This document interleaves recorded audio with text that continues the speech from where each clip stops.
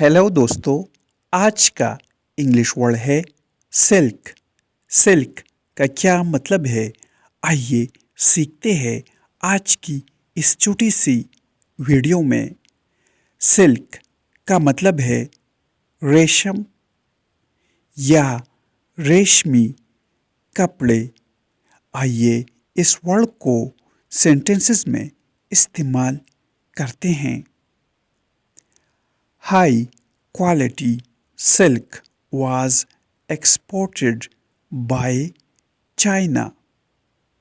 इसका मतलब है चीन की तरफ से आला मायार का रेशम बरामद किया जाता था।